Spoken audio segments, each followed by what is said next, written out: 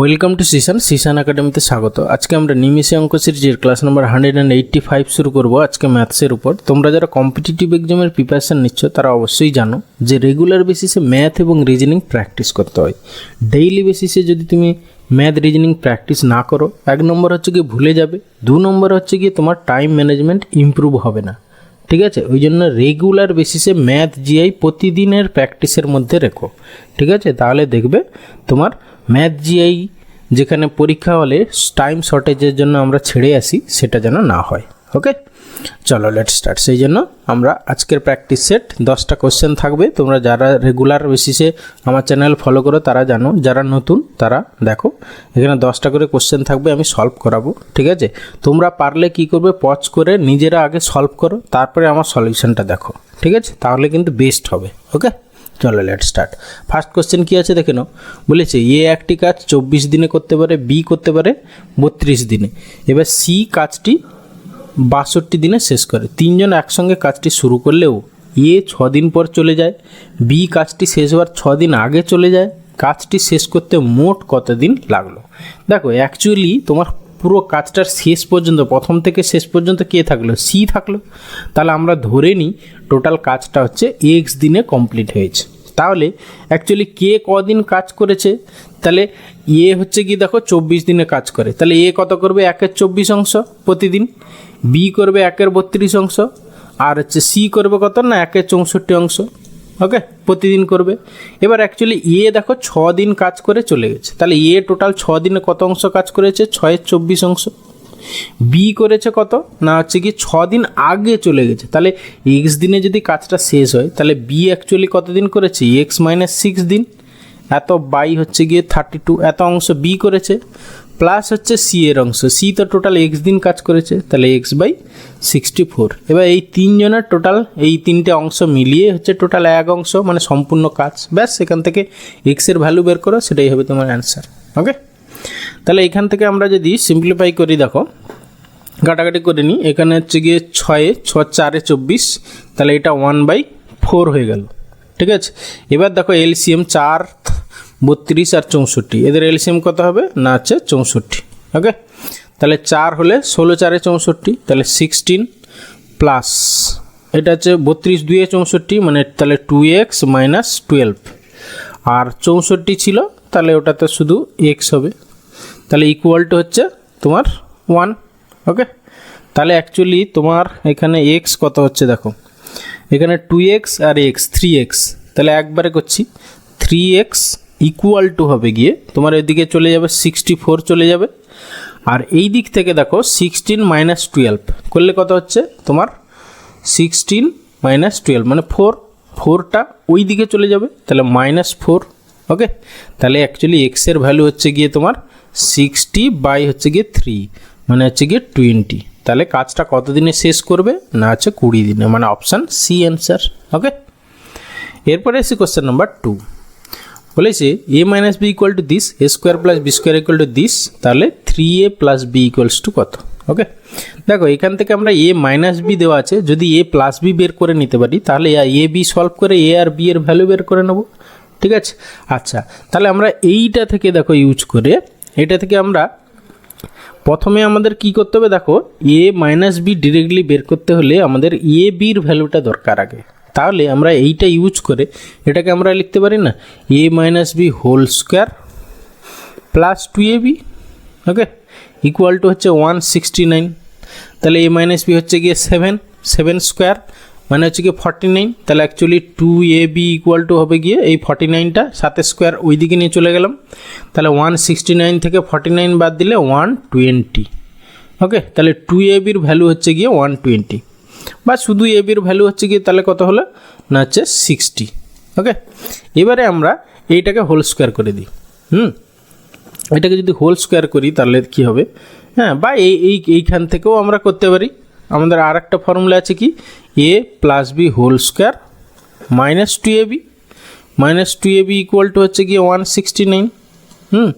তাহলে এই দেখো 2abর ভ্যালু 120 ছিল, ওটা থাকলেই ভালো হতো সব থেকে, জাস্ট এখানে বসিয়ে দিই, তাহলে হচ্ছে কি দেখো a plus b whole square equal to হচ্ছে -2ab মানে হচ্ছে কি -120, তাহলে ওইদিকে যোগ করে হলে অ্যাকচুয়ালি কত হবে 289, ঠিক আছে।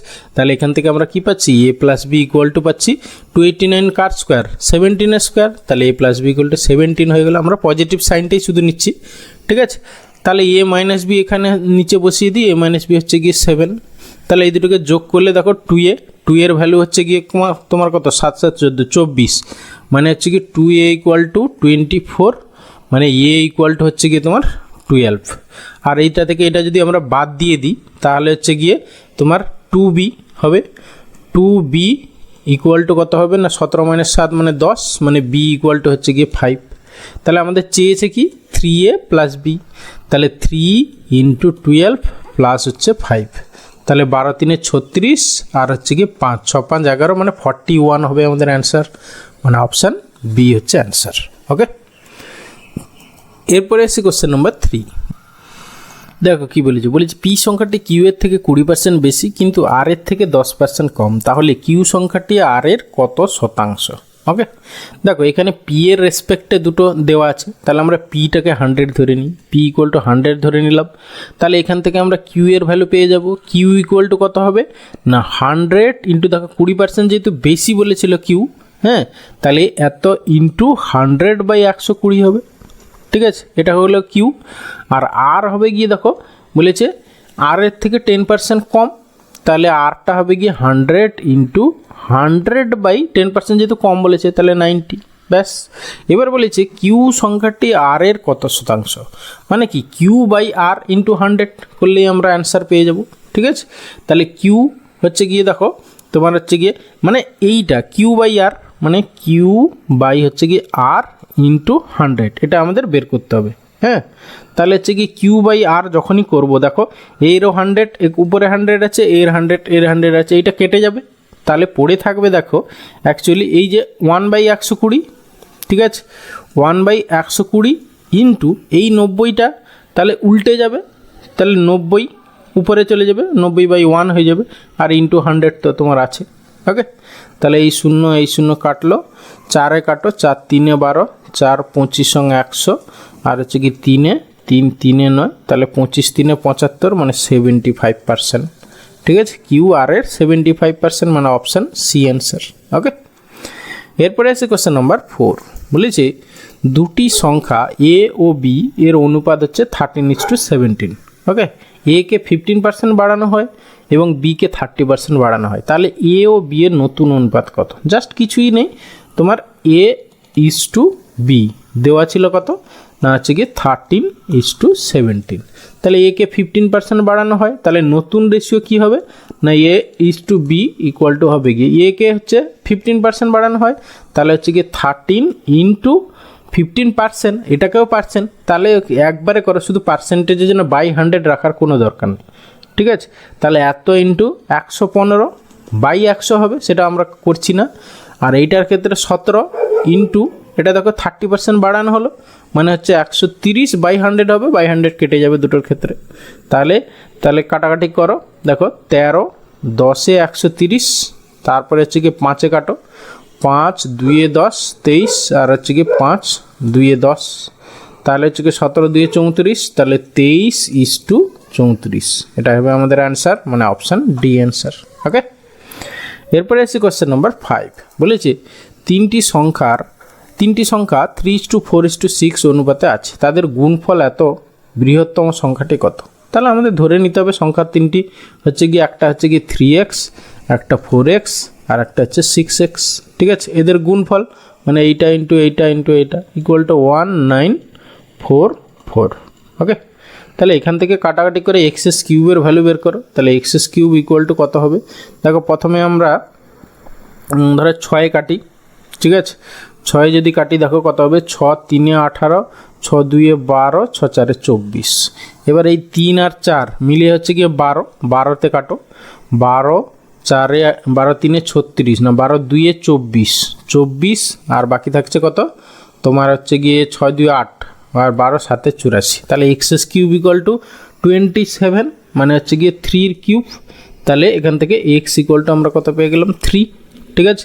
তাহলে কি চেয়েছিল, বৃহত্তম সংখ্যাটি কত, বৃহত্তম হচ্ছে গিয়ে এই যে 6x ছিল, তাহলে 6 ইন্টু 3 মানে হচ্ছে কি 18 হবে আমাদের বৃহত্তম সংখ্যা, মানে অপশান এ অ্যান্সার। ওকে, এরপরে এসছি কোশ্চেন নাম্বার 6। বলেছি একটি আয়তক্ষেত্রের পরিসীমা 50 সেন্টিমিটার। আয়তক্ষেত্রটির বাহুগুলির অনুপাত 1:4। আয়তক্ষেত্রটির সমান ক্ষেত্রফল বিশিষ্ট বর্গক্ষেত্রের পরিসীমা কত হবে?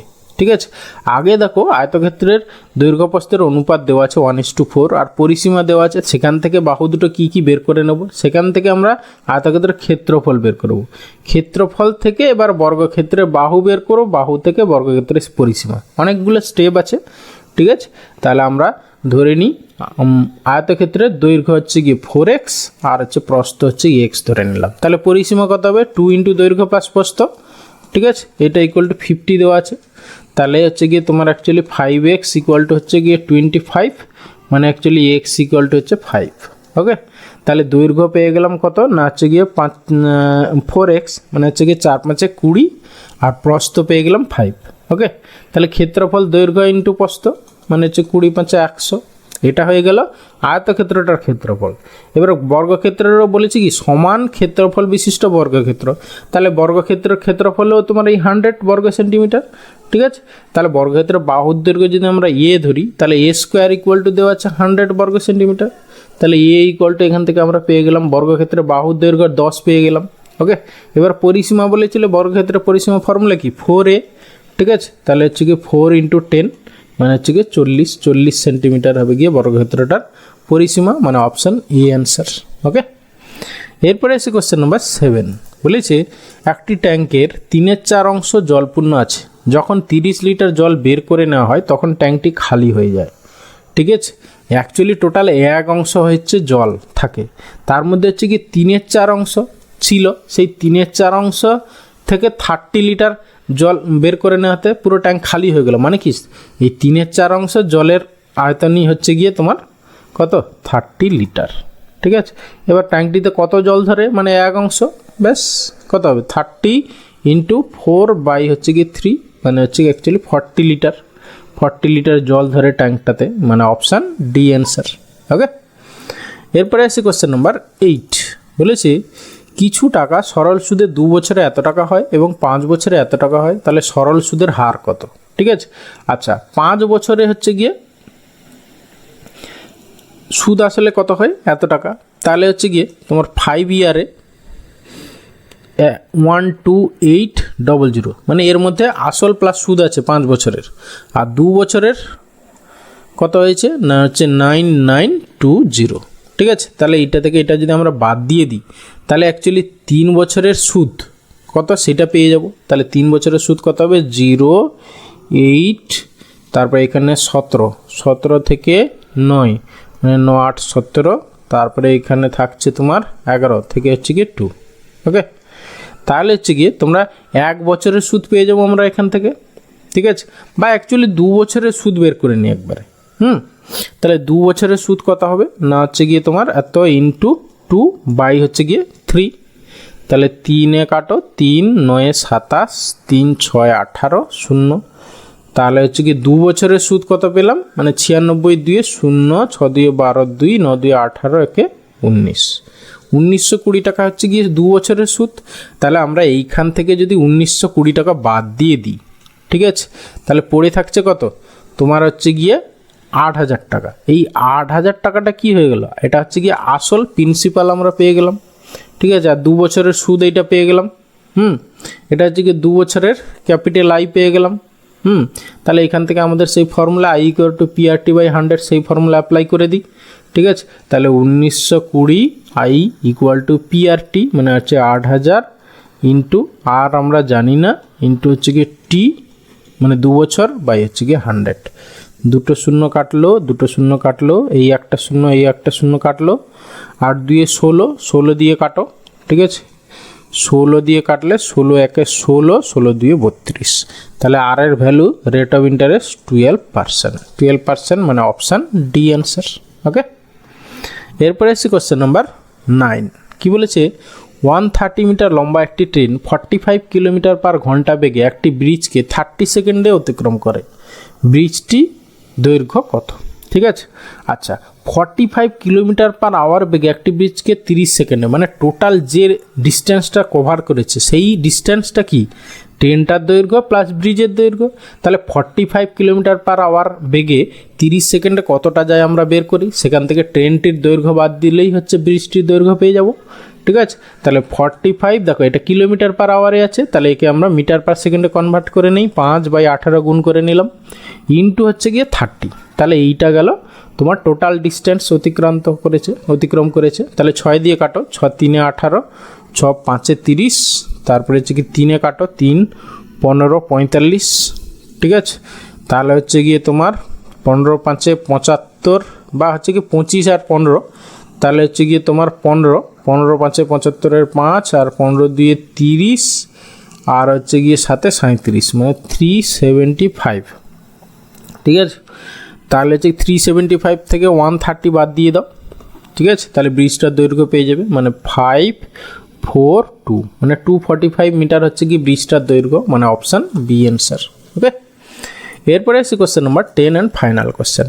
কি বলেছে, 15 টাকা এবং 20 টাকা কিলোগ্রাম দরের দু প্রকার চা কি অনুপাতে মেশালে 16 টাকা 50 পয়সা টাকা প্রতি কিলোগ্রাম মিশ্র চায়ের মূল্য হবে। জাস্ট কিছুই নেই, এটা লিঙ্ক আপ বা মিক্সার অ্যালিগেশন মেথড অ্যাপ্লাই করে দাও। ঠিক আছে, এটা হচ্ছে গিয়ে 15 টাকা আর ওইটা হচ্ছে গিয়ে তোমার 20 টাকা, তাহলে মিক্স ভ্যালু কত হবে না 16.5। ওকে, ব্যাস এই দুটো হচ্ছে গিয়ে কোনাকুনি ডিফারেন্স বের করে রেশিও বের করে যা হবে সেটাই অ্যান্সার। ওকে, তাহলে দেখো 20 থেকে 16.5 বাদ দেবে, 20 থেকে 16.5 না 17 বাদ দিয়ে দাও, 20 থেকে 17 বাদ দিলে হচ্ছে গিয়ে 3, আর এই 0.5-এর জন্য 3.5 বিয়োগ করার সোজা নিয়ম কিন্তু এটা।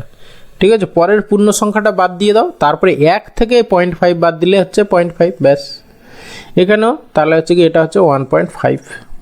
তাহলে এই দুটোকে আমরা রেশিও বের করলে কত হবে, 5 কাটো, 5 7 35, আর হচ্ছে 5 3 15, 7:3 হবে আমাদের অ্যান্সার, মানে option D answer. Okay, thank you ভিডিওটা শেষ পর্যন্ত দেখার জন্য। আশা করি ভালো লাগলো, অনেক কিছু শিখতে পারলে। তাহলে অবশ্যই একটা লাইক করো, বন্ধুদের সঙ্গে শেয়ার করো, আর চ্যানেলে নতুন হলে অবশ্যই সাবস্ক্রাইব করো। ওকে, আবার দেখা হচ্ছে পরের ভিডিওতে, ভালো থাকো, বাই।